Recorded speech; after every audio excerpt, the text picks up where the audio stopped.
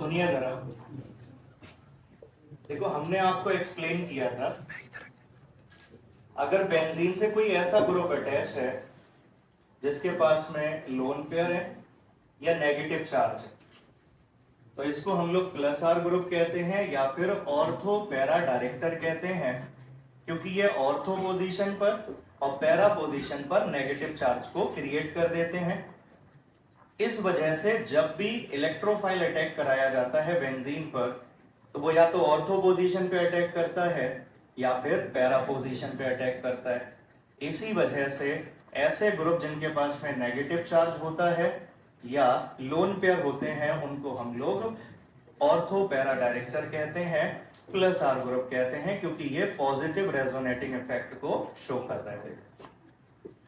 लेकिन हमने एक ग्रुप आपको ऐसा बताया है जिसके पास ना तो लोन पेयर है और ना ही नेगेटिव चार्ज है, उसके बावजूद भी ये प्लस आर ग्रुप के तरीके से वर्क करता है, और वो है एल्काइल ग्रुप। क्या है बेटा?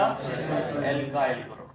तो अब हम ये जानने की कोशिश करेंगे कि एल्काइल ग्रुप के पास में ना तो लोन पेयर है ना ही नेगेटिव चार्ज है, उसके बाद भी ये प्लस आर ग्रुप के तरीके से वर्क क्यों करता है, ये ऑर्थो पैरा डायरेक्टर क्यों होते हैं। उसका रीजन है बेटा हाइपर कॉन्जुगेशन। क्या है? आइए जरा देखिएगा, जैसे मान लीजिए ये कोई कंपाउंड है आपके सामने, ये बेंजीन है, और इस बेंजीन से मैंने ये एक एल्काइल ग्रुप लगा दिया, CH3 ग्रुप, मिथाइल ग्रुप। ठीक है बेटा? हाइपर कंजुगेशन की नेसेसरी कंडीशन बताई है मैंने आपको कि जो sp2 हाइब्रिडाइज्ड कार्बन होगा उससे डायरेक्टली अटैच्ड कार्बन, जिसको हम लोग कहते हैं अल्फा कार्बन, उस अल्फा कार्बन के पास हाइड्रोजन होने चाहिए, अल्फा हाइड्रोजन होने चाहिए। क्या ये कंडीशन फुलफिल हो रही है? यहाँ पे अल्फा कार्बन के पास में 3 हाइड्रोजन मौजूद हैं। तो यहाँ पर क्या होगा, ये अल्फा कार्बन से लगे हुए जो हाइड्रोजन है, इनमें कार्बन और हाइड्रोजन का बॉन्ड ब्रेक हो जाएगा हेटेरोलिसिस से, जिससे होगा ये कि दोनों के दोनों इलेक्ट्रॉन कार्बन ले लेगा। ठीक है?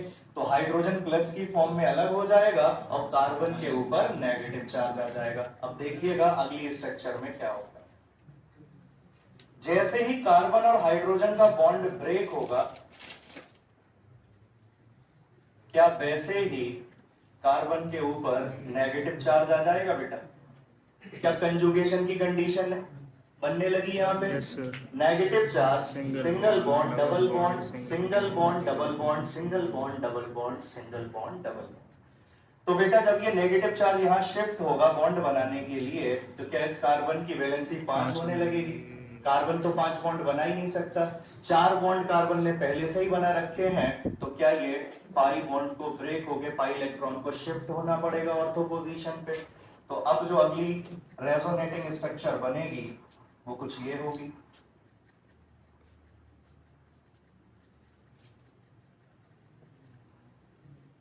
बोलिए, क्या ऑर्थो पोजीशन पे नेगेटिव चार्ज क्रिएट हो गया? इस वाले कार्बन को देखिए, क्या इस वाले कार्बन ने 4 बॉन्ड पहले से ही बना रखे हैं? ठीक है, फिर से कंजुगेशन वाली कंडीशन दिखने लगी। Negative charge, single bond double bond, single bond double bond, single bond double bond, single bond, negative charge, single bond double. ये इलेक्ट्रॉन यहां शिफ्ट होगा बॉन्ड बनाने के लिए, तो क्या इस कार्बन की वैलेंसी अब 5 होने लगेगी? तो ये पाई बॉन्ड को ब्रेक होना पड़ेगा, पाई इलेक्ट्रॉन पैरा पोजीशन की तरफ को शिफ्ट हो जाएंगे और ये रेजोनेटिंग स्ट्रक्चर बन जाएगी।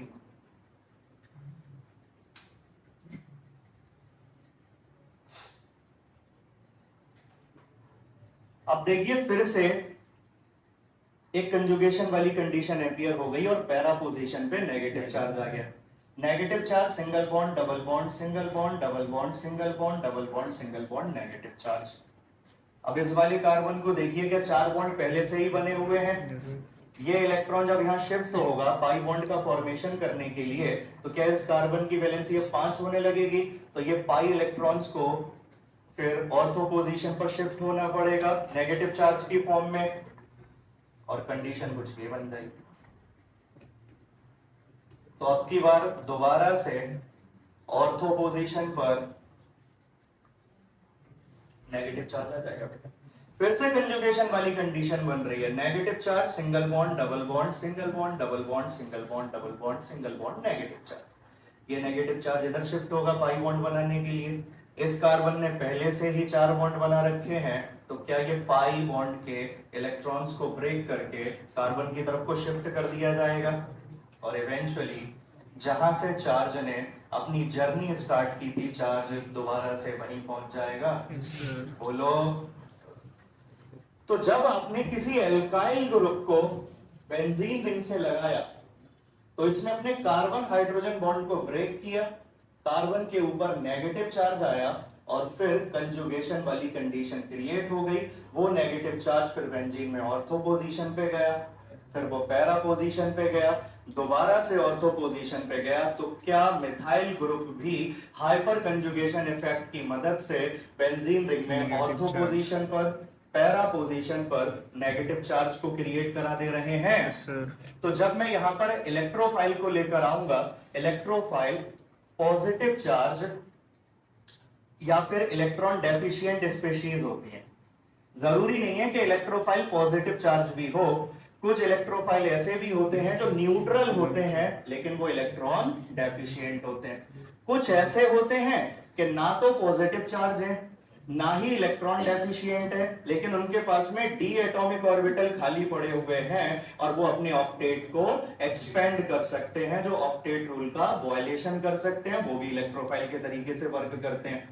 तो अगर मान लो यहां पर मैं कोई पॉजिटिव चार्ज स्पीशीज लेकर आऊं रिएक्ट कराने के लिए, इलेक्ट्रोफाइल को लेकर आऊं, तो ये नेगेटिव चार्ज वाली जगह पर ही तो रिएक्ट करना चाहेगा। तो या तो ये ऑर्थो पोजीशन पे अटैक करेगा या फिर पैरा पोजीशन पे अटैक करेगा।